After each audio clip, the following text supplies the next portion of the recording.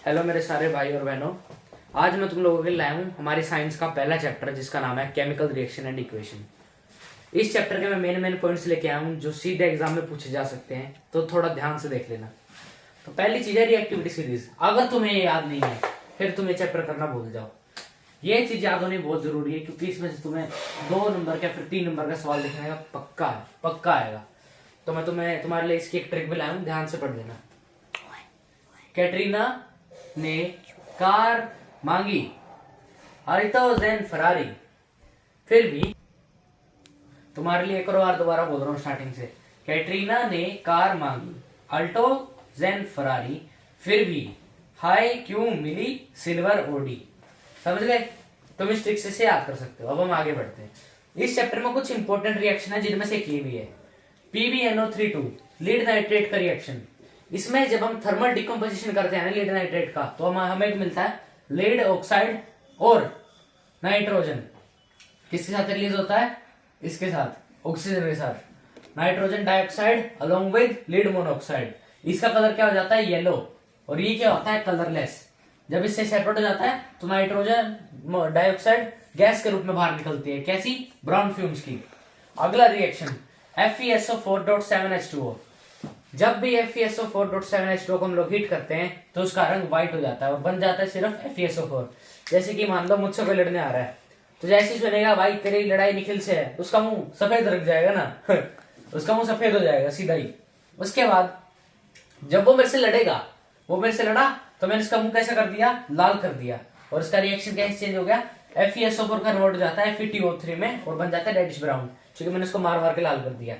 उसके बाद साथ साथ में 2 चीजें और निकलती हैं, 2 गैसेज और निकलती हैं जो कि है SO3 और SO2। ये दोनों एसिड रेन के लिए भी एसिड रेन को भी कॉज करती है, एसिड रेन, क्योंकि ये दोनों बहुत ही एसिडिक गैसेज होती हैं, सल्फेट और सल्फाइड। अगला मैग्नीशियम रिबन की बर्निंग। आज बोल रहा हूं, लिख के ले लो। इस पे तुम्हें 1 नंबर का, 2 नंबर का, फिर 3 नंबर का एक सवाल पक्का देखने को मिलने वाला है, तो उसको जरूर ध्यान से पढ़ के चले जाना। मैग्नीशियम रिबन का जब हम रिएक्शन कराते हैं ऑक्सीजन के साथ और इसको जब हम बंद करते हैं तो हमें बस मिलता है मैग्नीशियम ऑक्साइड। समझ रहे? ये क्वेश्चन पक्का आएगा, ध्यान से देख लेना। मैग्नीशियम ऑक्साइड कैसा होता है? व्हाइट पाउडर होता है। मैग्नीशियम मान लो रिबन है, उसको हमने बंद करा, ऑक्सीजन के साथ रिएक्ट हुआ, उसके बाद ना एक व्हाइट डैजलिंग फ्लेम निकलती है साथ में। यहाँ पे साइड में लिख लेना, व्हाइट डैजलिंग फ्लेम। ये फ्लेम निकलती है और उसके बाद मैग्नीशियम ऑक्साइड बन जाता है। और एक और बात, मैग्नीशियम को बर्न करने से पहले ना उसको सैंड पेपर से रब किया जाता है। क्यों? ताकि उस ऊपर से मैग्नीशियम ऑक्साइड की लेयर उतर जाए। जब हम मैग्नीशियम को बर्न करते हैं ना, उससे पहले उसके ऊपर ऑक्सीजन की एक लेयर बन जाती है, जिसलिए उसको रब करना जरूरी होता है। ये क्वेश्चन भी आ सकता है, इसको लिख लेना। आगे बढ़ते हैं। सिल्वर और सल्फाइड। ये जो सल्फर होती है ये अपनी सराउंडिंग में गैस होती है। तुमने देखा होगा तुम्हारी मम्मी की जो पायल है, वो पायल पहले ग्रे थी और अब काली पड़ी होंगी। वो काली इसलिए पड़ी है क्योंकि उनका सल्फर के साथ रिएक्शन हो चुका है। इसका कॉज ये होता है कि सिल्वर की टार्निशिंग हो जाती है। हाँ, ये बात याद रखना कि जो आयरन होती है, आयरन की रस्टिंग होती है, बाकी सब मेटल्स की कोरिजन होता है, और जो है ना सिल्वर की टार्निशिंग होती है। इधर साइड में लिख रहा हूं, टार्निशिंग।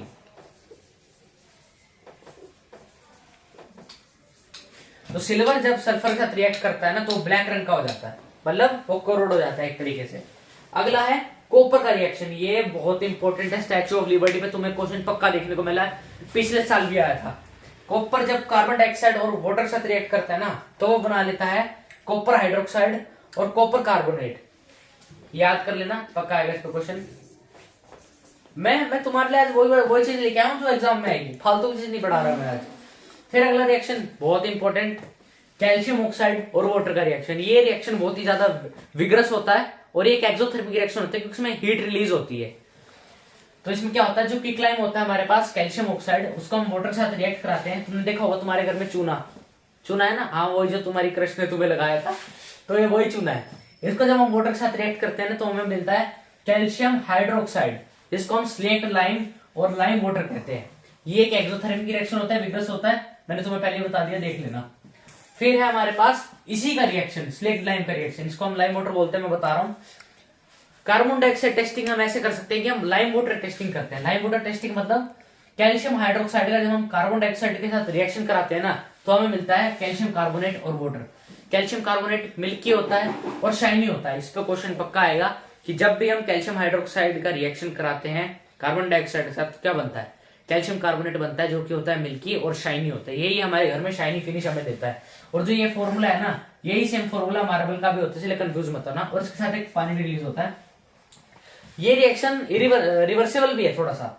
तो जब हम कैल्शियम कार्बोनेट को जब हम दोबारा हीट करते हैं ना, जब उसकी डिकम्पोजिशन करते हैं, तो हमें दोबारा मिल जाता है कैल्शियम ऑक्साइड और कार्बन डाइऑक्साइड। कैल्शियम ऑक्साइड मतलब क्विकलाइन और कार्बन डाइऑक्साइड मिल जाती है। ये ध्यान रखना, कार्बन ये गैस के फॉर्म में होती है।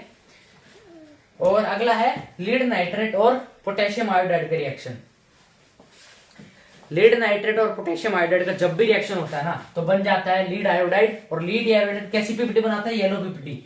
ये तुम्हें एक ट्रिक देता हूं, जब लेड का रिएक्शन, जब सिर्फ लेड को तोड़ा गया तब भी वो येलो रंग का बन जाता है, और जब लेड नाइट्रेट के साथ लेड को तोड़ा गया तब बनता है येलो पीपीटी, तब भी येलो ही बनता है।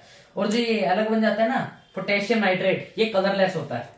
ध्यान से, ये कलरलेस होता है। इस पे भी तुम्हें सवाल देखने को मिलने वाला है। इसको बैलेंस करने का भी मिल सकता है, तो तुम ध्यान से पढ़ के जाना। फिर आखिरी सबसे इंपॉर्टेंट टॉपिक चैप्टर का, जो कि है इलेक्ट्रोलाइसिस।